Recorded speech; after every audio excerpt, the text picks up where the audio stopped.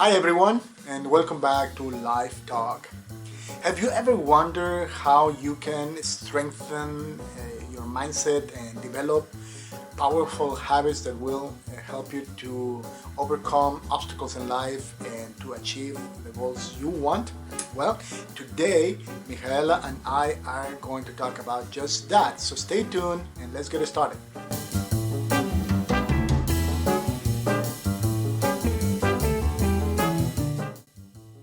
Hi everyone, welcome back to Live Talk. Michaela, good morning. Good morning.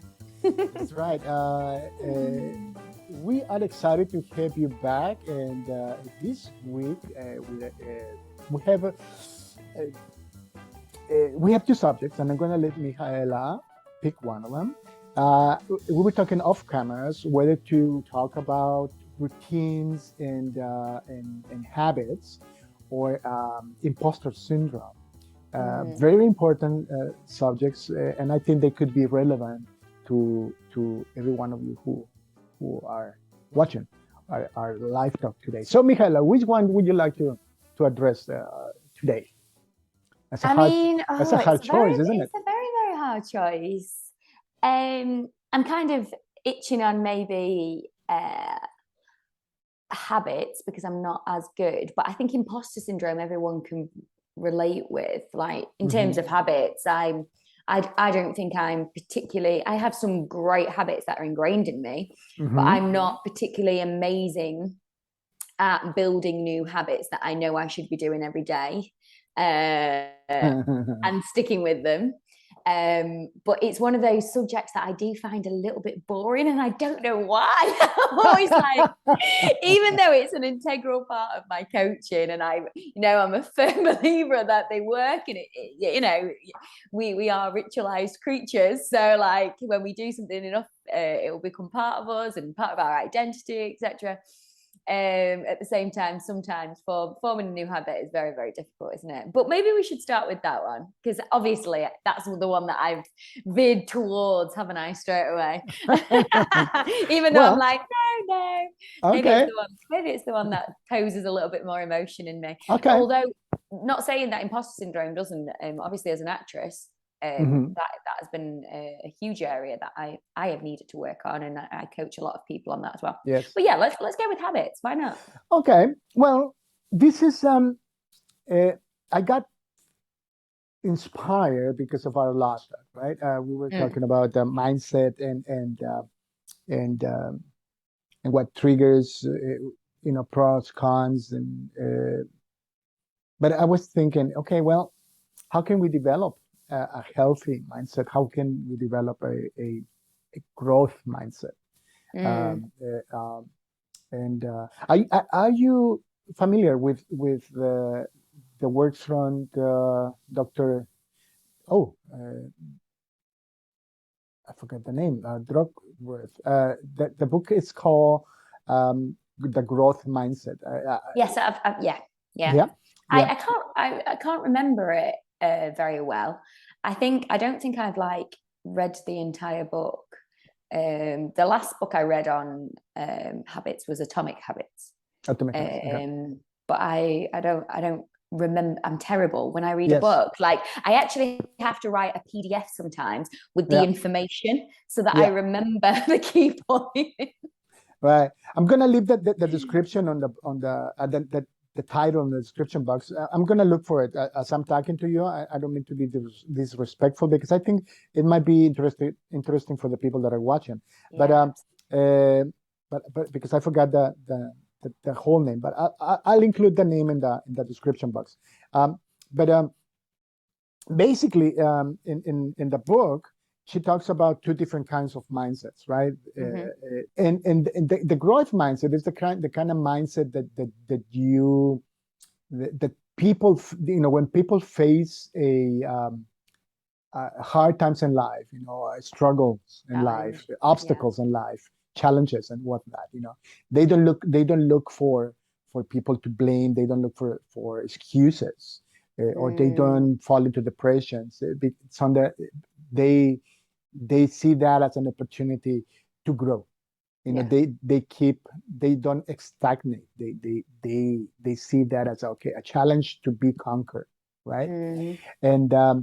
And I believe when this is very appropriate, and routines or habits are key. You know, we have to learn that, and not everyone has the opportunity to train, to learn, because some Yeah. people are from nature positive, and and go get it, and I'm going to keep fighting, and Mm-hmm. they don't they don't shy away from challenges, right? They are just like, I'm Mm-hmm. gonna do it, I'm just gonna get it, but a lot of people don't, are not like that. They are not like that. We need to learn, we need to be trained. And I was thinking, that would be interesting to talk about that with Michaela. How um, how has she developed her own mindset? How has she developed or strengthened her mindset? Yeah. And routines and habits play an important part. Let us start with that. What do you think about that? I think Do you have a set of routines that has helped you to develop or strengthen your mindset? I think it's interesting what you said about how well, in the book it talks about this growth mindset and how it comes Mm-hmm. out of hardship. Mm-hmm. Because whilst I wouldn't say, I said to you then, I was like, oh, I'm not a big fan of habits, blah, blah, blah, blah, blah. I Mm-hmm. think, I mean, I am a big fan of habits. I love habits. I think they're amazing, Right. but they're just hard to implement, right? Right. Which is fine, because nothing good ever comes from something that's easy. But Yes. with that, I think a lot of the habits that I have created have come from a need. Right. So a need that wasn't fulfilled, that needed to be fulfilled. Mm-hmm. So growing up in the environment I did with very little money, Mm-hmm. growing up with very little support, and yeah, growing up seeing the world as a place that could be quite scary Mm-hmm. meant that I needed to create a life that was optimistic and Mm-hmm. filled with possibility and light. Right.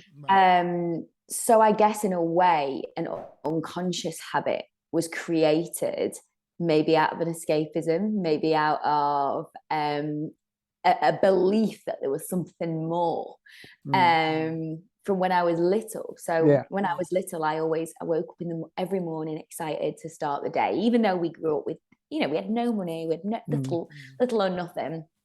I clung to learning and growing. I got a lot of happiness from doing those things. I loved sport. It made me feel good. So I very quickly learned what things made me feel good and what things didn't, and what things to hold on tight to and what things to let go of. And my home life was because it was a challenge for my mum bringing up two kids on her own. Yes. And there was lots of different men on the scene. So a lot of my home life, I didn't really want to associate my identity with. So even though I grew up with very little or no money, I still had an image of myself that I was quite wealthy and like a normal, not normal, because what is normal? But back then when you're like, a 12-year-old, you're like, I'm just normal, right?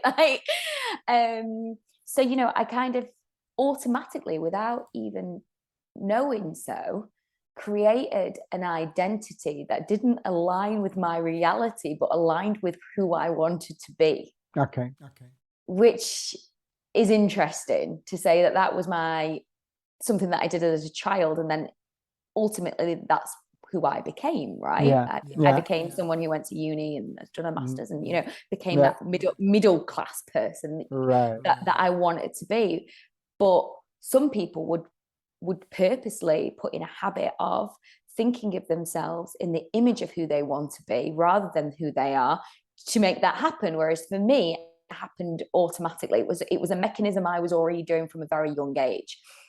The same with seeing things in a really positive way, I guess, because that was my mechanism from escaping or from surviving at the time. If I lived in a continuous negative mindset of this neighbor's got this and this best friend's got this and I don't have this, blame, then I was never going to get anywhere. And Right. I think I learned that from a very, very young age, that a positive, not just a positive nature, but like perspective shifts are crucial.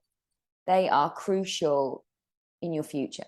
Okay. And how your future pans out for you. I remember I went to some people. So obviously we grew up on a council estate. My mum had no money. She literally, like, we had no family around, no dads on the scene. Right. And we had some students came into our school, and they were from uni. And I never thought uni was an option for me. Of course, I didn't know anything about grants, didn't know anything about like what you could claim. Yeah. And this group came in about 6 months before the portals opened for university applicants, and I was in A-levels at the time, so around 17, 18. And she came in, a group of them, and they changed my life in that moment, because they said, if you are from a low-income background and you get EMA, or that's what we used to call it at the time, if you're not from like a wealthy background, you can get support from the government. They will give you a grant to help you to go to uni. So you can get this much money in loan, you can get this much money in a grant, and you can go to uni. Straight away, I was like, I'm going to go to uni. And I went home that night.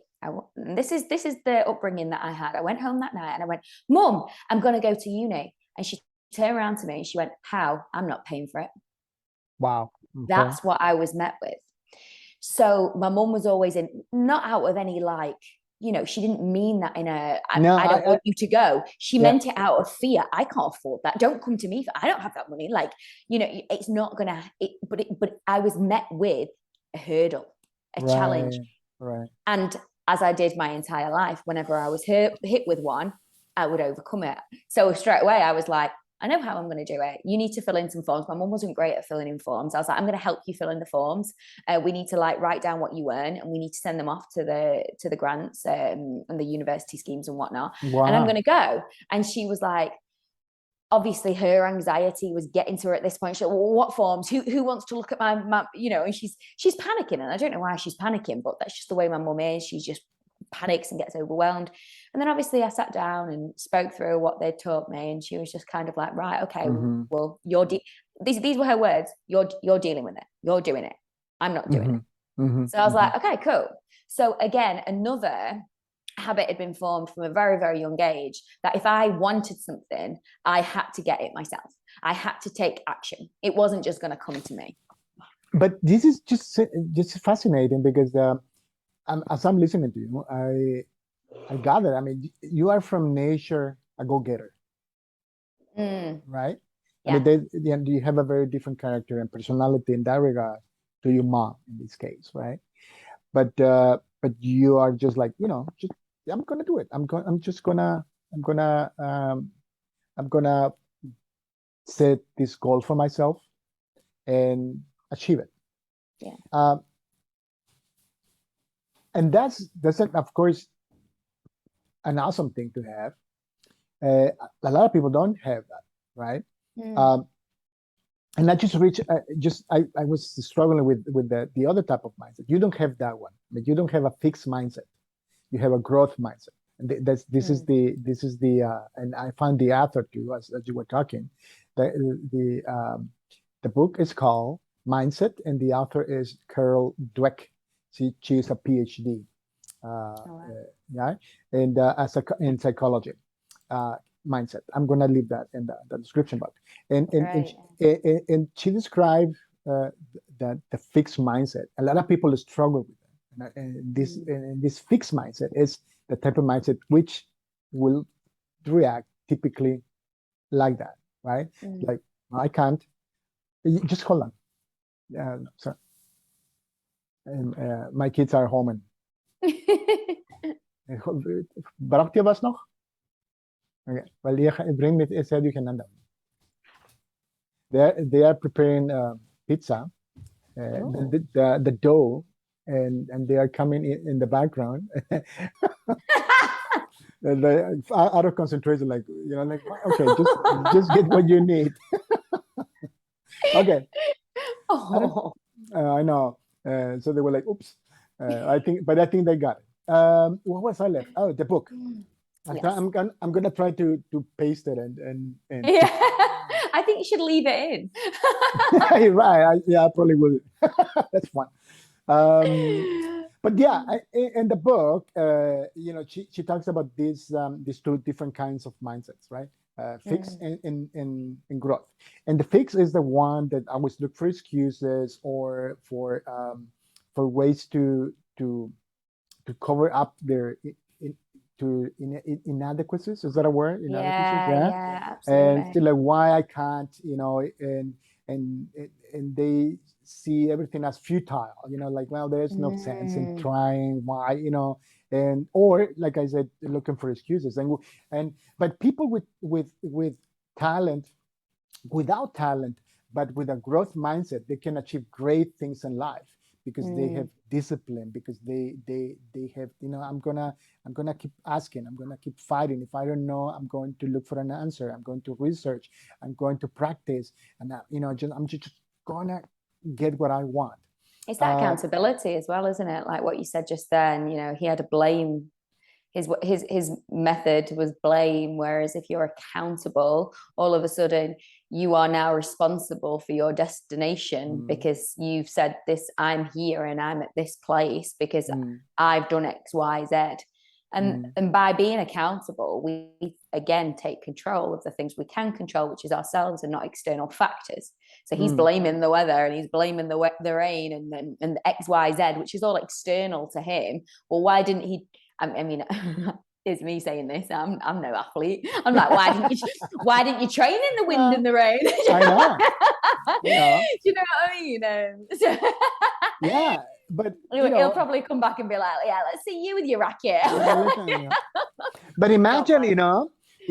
that's a problem, with, I mean, I guess in every aspect of life, if you're talented, you don't feel the need you know, for like, And that's it, isn't it? go the extra mile. The And need. It comes yeah, from a need, like the right. reason why. Like, Mm, if your reason why is big enough, you'll go against the grain and you'll go into that growth mindset. And I think you mm, said earlier, you said, when you experience some kind of like trauma or something challenging, that mm, can be the thing that ultimately prompts you to grow.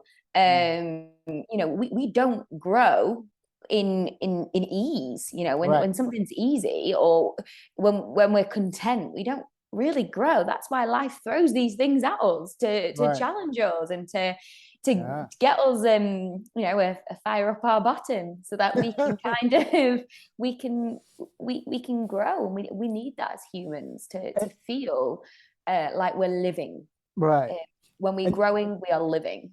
right. And that's why I thought about you, and your habits and your rituals. Have you have identified? I mean, you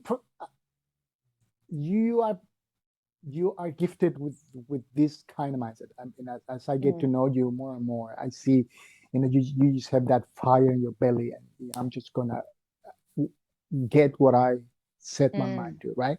But have you maybe identified some kinds of habits that maybe unconsciously you practice or that keep you going? Uh, Yeah, yeah. yeah, can you share maybe So like one or two with us? absolutely, yeah. So one of the biggest habits I have is I keep my body moving.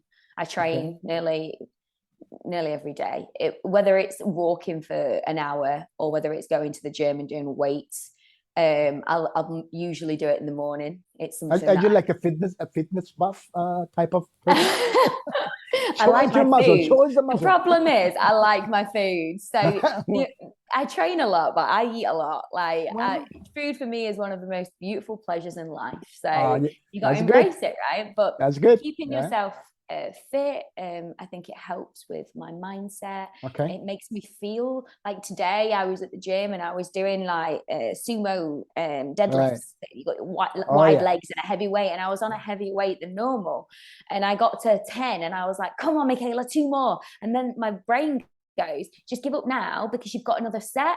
And I went, no, absolutely not. I'm going through the pain. You know, I'm programming my brain at this moment to move through the pain, because you don't get anywhere in comfort, you know, you won't get anywhere in comfort. So I have to be uncomfortable to grow, to gain the muscle on my bum. And then, you know, in the next set, I felt fueled. I was ready to go. I was like, I've done the other 2 sets now. I know I can do it. I'll do this 3rd set. And it was easy. So, but do you think that can be applied? This type of energy and mentality can apply to other areas of life? Yeah, absolutely.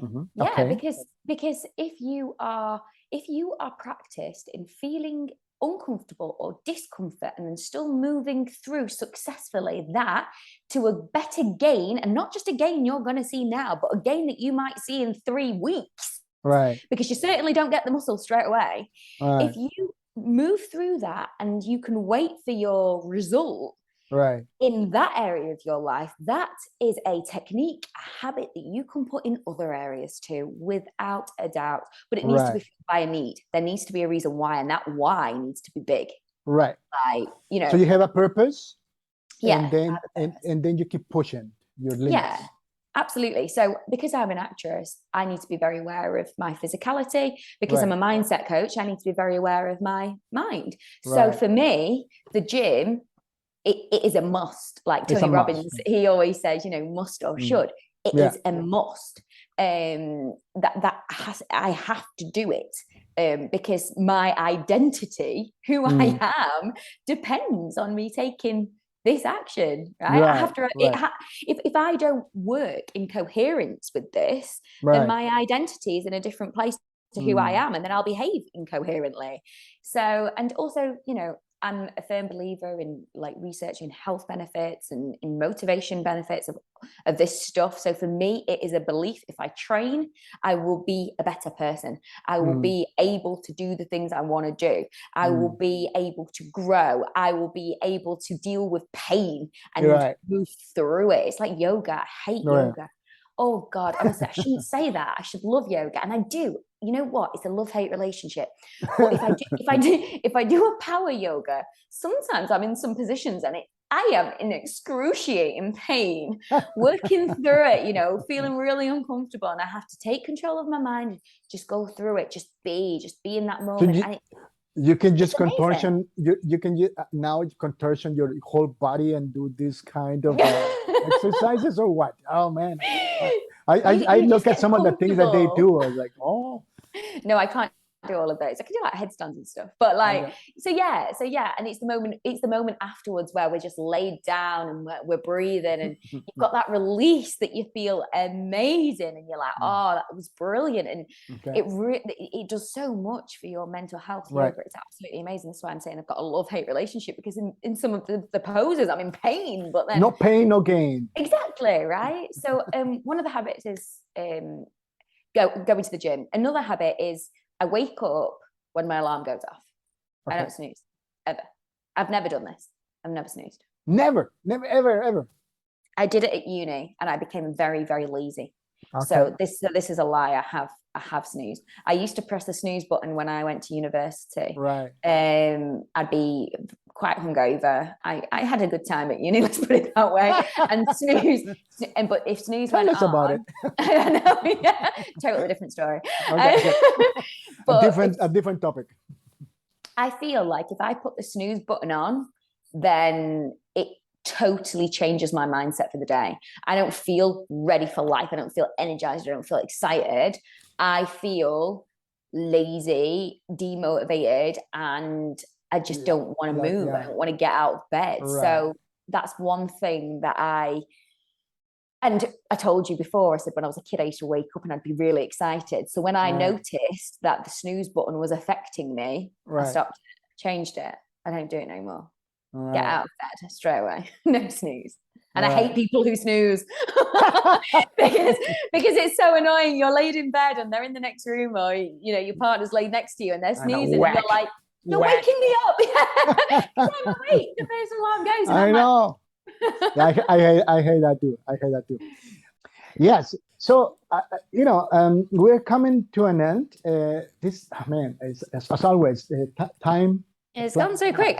I feel like I've just talked at you for a while. I know. It's just weird, which is good, I guess. Hopefully our audience are enjoying that as much as we do. Yeah, hopefully. But Well, following on from what you said, for me, yes. the habits, going to the gym and waking up as soon as my alarm goes off, are two that are pretty ingrained, and that I would say are very, very useful habits for anybody, and right. Really beneficial.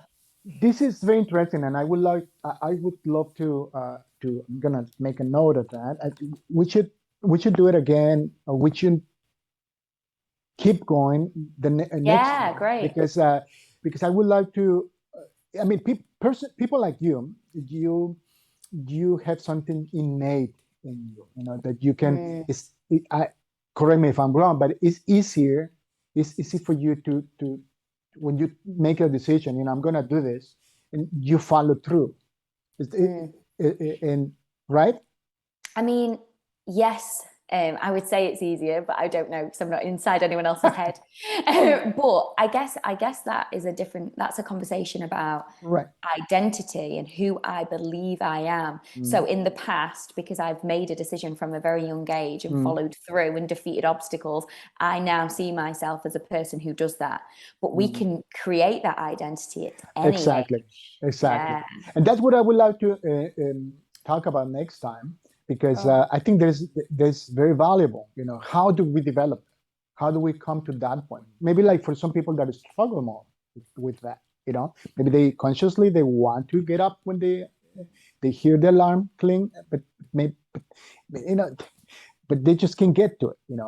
But maybe there's a solution. Maybe there is a way to do it. I have one piece of advice for your audience members. So I was working with someone not so long ago. Yesterday, actually. Yeah, yesterday. And she said to me, I said, what would help you in this moment? Give yourself some time, give yourself some space. What would help you? And she said, I'd like to go running. She said, well, I wouldn't like to go running, but I've always wanted to be a runner. I'm not a runner, so I don't go running. And I was like, okay, so let's become a runner. How do we become a runner? And she was like, well, I go running. And I went, okay, cool. When are we going to start? And she said, I'm going to start tomorrow. And I was like, so you're going to start today? I was like, because then from today you're a runner. And she did. We got off the call straight away. She's out. She's messaged me. I've got back. It was amazing. It felt great. I didn't run very far, but it felt great. And she's, now her identity aligns with what she wants, and she feels great because that's something that she wants. So I guess my advice would be pick one thing that you want, whether that's if it's to get a bit healthier, something small that you can do. This week, I'm going to cut out sweets or biscuits or something like that, or I'm going to make an effort to eat more green vegetables or more rainbow colored foods, and start today. Make one small change and start today. And then you will soon become a person who sticks to the things they say they're going to do. And that will become ingrained in you. Right. Because you know that you are that type of person. Your identity is, I'm a person who says they're going to do what they do, what they want to do, Right. So that would be my one piece of advice. That's a great piece of advice. I have one thing that I do, and then we close up, that I try to implement for myself, and that is a cold shower. Yes, Wim Hof. Well, yes, that's how I get started, but my starting point was more on the philosophical part of it. I mean, the health benefits as well, but the philosophical part of it in the sense that, we are too comfortable in our life. We want to boil water. We open the faucet, and that out comes half boiled water, and you just have to put it on the stove, and but you go into the shower, it's there. I mean, you come to a warm bed and warm house. Things are automated in our society that we are too comfortable in life. So the philosophical part of it was for me, like, how can I make my life a little bit uncomfortable? Yeah. I need to go back to my roots in the sense, like life is, most part of the world do not have the comforts that I have, right? And that makes me soft. Much like you in the gym, I believe, like, no, I need to keep pushing. If I stay there, I'll stay in my comfort zone. I need to keep pushing, right? So that's the philosophical part of it. So for me, like, okay, how can I make myself, I do sport as well, so I can relate to what you're saying. You have to keep pushing. But in the shower, it's like, well, what can I do? And because of Wim Hof, I said, like, well, that's what I'm going to do. So I do the breathing exercises, but in the shower, I take a shower with warm water. Everyone likes warm water, but at the end, I always finish with like 45 seconds, more or less, of I just turn the water cold. And at the beginning, it was like, oh my gosh, what am I doing? Do you do that thing where you're like, yeah. At the beginning, it was awful. That's the point. At the beginning, it was awful. So I began gradually doing it, right? But today, I love it. It's just part of me. I actually look forward to that part. It's like I just stay there, and I don't struggle anymore. Like cold water. Well, I guess at this point I would challenge you and say you've got comfortable with the discomfort. So is it serving you anymore? It's serving you in your health benefits. But so go for it. How cold can you go? Like, can we get some ice buckets in there? I know.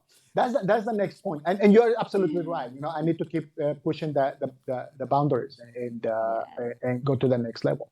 But I think, oh man, we have great material for our next talk. Absolutely. Michaela, one last word you want to give our audience before we say goodbye for today? If you want to create a new habit, have a really strong why. Okay. Get that really strong. Get the fuel really strong. And I always say to my clients, what if you do and what if you don't? And write that down.